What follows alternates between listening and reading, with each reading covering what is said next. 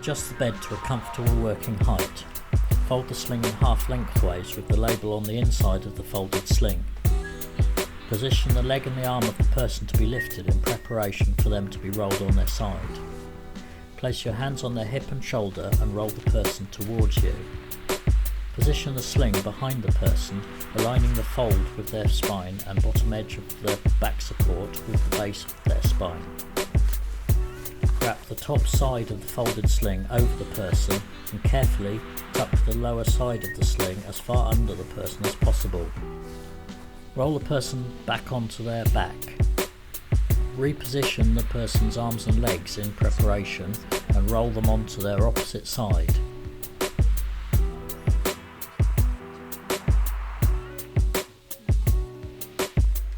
Carefully pull the sling through and flatten it out on the bed. Roll the person back onto their back and check that they are positioned centrally on the sling. Carefully draw the padded leg supports under their thighs. Some models of glove slings have slippery lining on the leg supports. That makes this task easier. Link the leg supports together with the modesty link. Then pass the leg suspension straps through the leg loops. The sling is now fitted and ready for the hoist. Bring the hoist over the middle of the person to be lifted.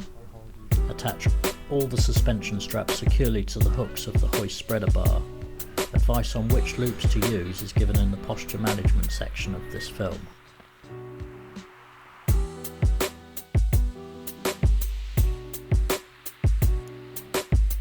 Checking constantly that no part of the person is trapped and that the sling is not snagging, operate the hoist to commence the lift. Depending on the lifting height of the hoist, you may need to guide the legs of the person over the bed. If the bed height is adjustable, lowering it will give better clearance. Guide the person onto the chair as you lower them, holding the front edge of the sling and pushing them as far back as possible. This avoids any repositioning need after the transfer. Unattach the straps from the spreader bar and move the hoist clear so that it's not in the way. Unlink the loops at the legs. One side at a time, remove the leg supports of the sling by folding under itself and drawing it through so that it slides against itself rather than against the person's skin.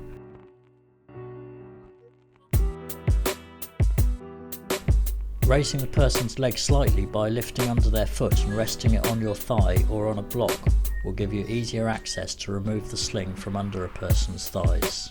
Draw the sling out from between the person's hips and the side of the chair. Unless the person is able to lean forward for you, support them while you lean them forward and remove the sling from behind them. Check that their clothing is not rucked up before leaning them back against the backrest of the chair.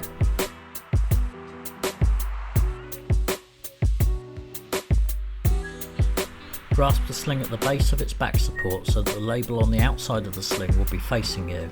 Ask the person to be lifted if they can lean forwards for you or support them while you lean them forwards. Insert the sling down between the person's back and the backrest of their chair, right down to the base of their spine. Bring the padded leg supports of the sling around between the person's hip and the side of their chair. Carefully pass the leg supports under and up between their thighs. Raising the person's legs slightly by lifting under their foot and resting it on your thigh or on a block will give you easier access to slide the leg supports under their thigh. Link the leg supports together with the modesty link. Pass the leg suspension straps through the leg loops. The sling is now fitted and ready for the hoist. Bring the hoist to the person to be lifted with the spreader bar below the level of their face. Attach the leg suspension straps securely to the hooks of the hoist spreader bar and then the shoulder suspension straps. Advice on which loops to use is given in the posture management section of the film. Checking constantly that no part of the person is trapped and the sling is not snagged anywhere, operate the hoist to commence the lift. Adjust the bed to its low position. Move the hoist to position the person so that their bottom is halfway down the bed. You may need to guide their legs over the bed if the hoist does not lift high enough to clear them. As you lower the person, guide their lower legs down the bed so that they do not buckle underneath. As their head lowers towards the pillow, supporting their head with your hand will reduce the strain on their neck if the sling doesn't have a head support. Stop lowering when the sling straps are all slack and disattach them from the spreader bar. Move the hoist away so that it's not in your way and bring the bed to a good working height. Unlink all the leg loops. Fold the end of each padded leg support under itself under the person's thigh and carefully draw them out. Position the person's leg and arm ready to roll them. Place your hands on their hip and shoulder and roll the person towards you. Tuck the sling carefully as far under them as possible. Roll the person back onto their back. Reposition their arms and legs in preparation and roll them onto their opposite side. Carefully pull the sling through and out from under them. Roll them back onto their back or their preferred position and make them comfortable.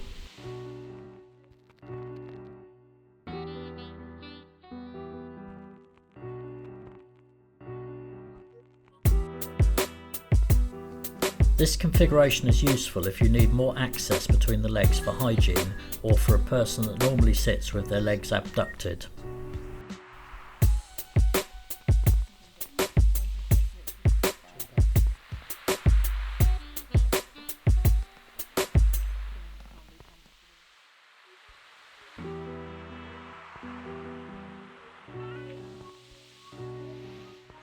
This position works well for people who have had one or both legs amputated above the knee.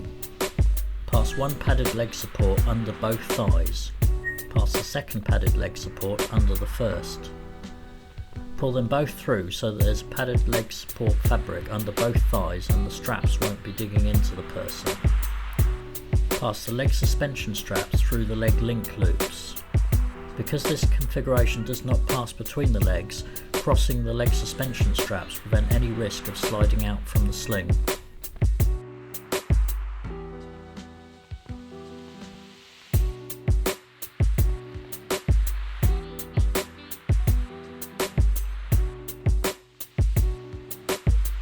Some models of the Glove Deluxe slings have extensor straps.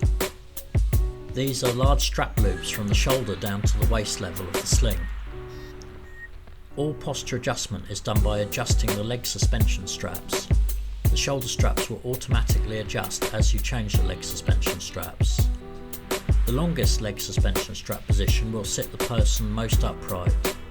The shortest leg suspension strap loop will give the most reclined position. An upright sitting position makes it easy to position a person in their wheelchair, but increases pressure under their thighs.